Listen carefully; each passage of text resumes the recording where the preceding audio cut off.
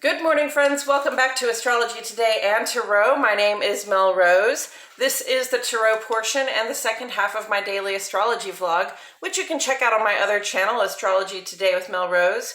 Over there, you'll find a description of the day's astrology as I have spelled it out here. Here, I will discuss the tarot card that sits on the side of the page, and then I'll play another card that, in the context of today's astrology, may give us something more to think about. So let's get into it.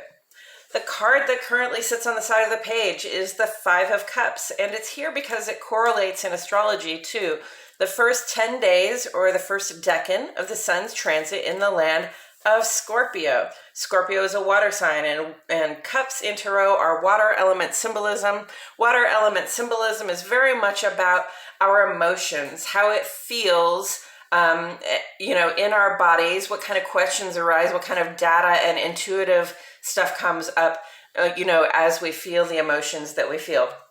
And so we come to the Five of Cups, and here we have, sort of a state of mourning or loss, okay? This person looks pretty sad. They are, very intently focused on these three spilled cups. And there's three spilled cups. They represent sort of a start we made at an emotional investment in a person, place, or thing. Okay, so we put our love into something, we put our energy into something, we put our goodwill into something, and for some reason or maybe no reason at all, that investment just got spilled on the ground. It is not available to be shared. It is not available to be taken back, and we sure as heck don't have anybody there anyway that would help us clean the mess up. So, that can be a pretty lonesome and sad feeling. There can be some despair. There is definitely some grief, coming across in this card. And it's appropriate when we have invested our heart, our love, our time, and our energy in something, and then it gets spilled like this, to appreciate, to notice the loss, to appreciate it, to think about it, to take the time to grieve or mourn the loss. And then it is appropriate at some point to shift our focus and to notice that we have these two standing cups, which is just a reminder that we always have more emotional investment available to us to give, okay? There's still more people, places, and things out there in the world to encounter. We definitely are going to wind up encountering them, and we might get invested again in something else. So, just understand that it's not, when it comes to love and when it comes to, the energy we're willing to put in things, the joy we're willing to give things, the emotional investment we're willing to make, it's not as though we can run out, okay? There is a bottomless cup. There's a bottomless well of love, of emotional acceptance and engagement that we can always draw on to invest in another person, place, or thing. So it's appropriate, like I said, to mourn the loss. And then eventually we come to realize that, what is lost is it's okay that we lost it, because we always have more to give, okay? And there is always someone else or something else to share that emotional investment with. And with that said, I'm going to go ahead and turn this card over. Oh, we got the Wheel of Fortune. Okay, so when the Wheel of Fortune appears in a reading, I take it as a good sign. It tells me that the wheel is spinning in our favor, that, good things can happen from here, okay? And there's always a reminder with the Wheel of Fortune that sometimes you're up and sometimes you're down. The wheel is always spinning, right? And then the other reminder that comes up for me is that, the more you live on the edge of the wheel, the more the experiences of being up or down can have an impact on you. And so, if you're feeling a little dizzy, if you're feeling like life is coming at you 90 miles per hour, that is the time when it's wise, when it is helpful, I think, to try to get back to the center of our own lives, the center of our own bodies, the center of our own consciousness, okay? So that we can see the wheel spinning around us, we can see loss, we can see growth. We can see all of the things that are happening from a centered place where we are calm, even if the world around us is not so calm. Okay, so try to be at the center of your own wheel of experiences, so that the highs and the lows are not whipping you around and making you feel, I mean, honestly, sometimes I just feel insane if I'm, very happy one minute and then very sad the other minute, and I'm getting emotionally invested in all of the experiences that I'm having, emotionally invested in everything that's going on around me. Then it gets a little dizzying and overwhelming. And so I seek to become the calm center of my own experience, and it helps me out a lot. So that is the guidance that I offer you. And then also on this card, we have the 4 fixed signs: Aquarius, Scorpio, Leo, and Taurus. Sun is in Scorpio right now. Fixed signs remind us about mastery. They remind us about really like digging into the work and doing what it is that we have to do, taking the actions in whatever way, whether it's, thoughts and words, whether it's actual work that we have to do, whether it's about, having drive and determination, whether it's emotional work that we have to do or intuitive work that we have to do.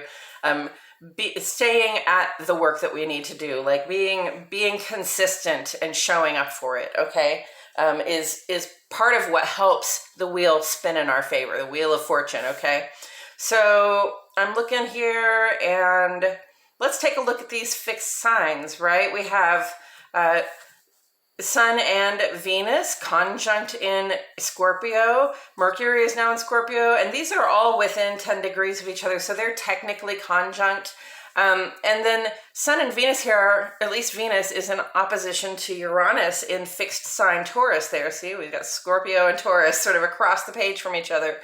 And so, Uranus and Taurus has really been about, this shifting availability of resources and sort of what we have to do, how we have to stay on our toes to be able to get those things that we want to be able to rely on, right? And the Sun and Venus is all about attracting, drawing in what it is that we like, love, and can't get enough of. Venus rules Taurus, right? So, we're working pretty hard to try to, we're maybe not working very hard. That's not very Venus style. It can be very Sun style though. It's really more like we are drawing in, we are pulling, we have a lot of pulling power right now to try to draw in those resources. And there might be some conflict coming up. There might be a little bit of difficulty with it, but I have confidence in our ability to draw toward us what we are capable of having at this time.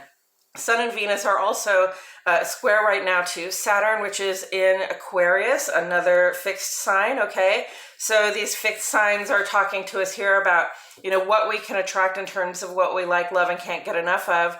And also, our engagement in the civic community. And actually, Saturn here is square to both Uranus and Sun Venus conjunct here. So we've got this nice T-square that is causing some tension, some excitement around this potential conflict that we have, pulling in the things that we need and desire because they are sometimes unreliable right now.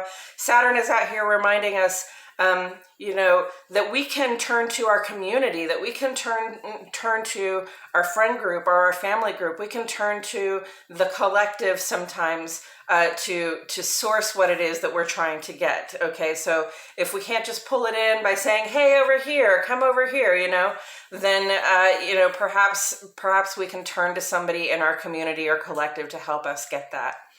And then the other fixed sign is Leo. Not really anything going on over here in Leo right now. So that's, that T-square is all fixed signs though. So the Wheel of Fortune to me today is very much about that T-square there, that opposition between Venus and Uranus and Saturn square to both of them, saying, remember your reasons for wanting what you want. Remember your reasons for trying to pull in, remember your methods for trying to pull in what it is that you want. And remember also that you have a community. And if you've been responsible to your community and you've showed up for your community and your collective, then your community and collective might just show up for you right now. And with that said, I'm going to go ahead and do this. The 5 of Cups and the Wheel of Fortune.